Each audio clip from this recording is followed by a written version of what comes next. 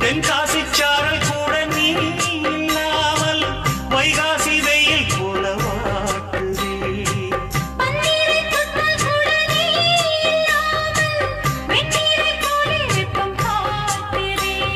மையளந்த கண்ணும் என் கையளந்த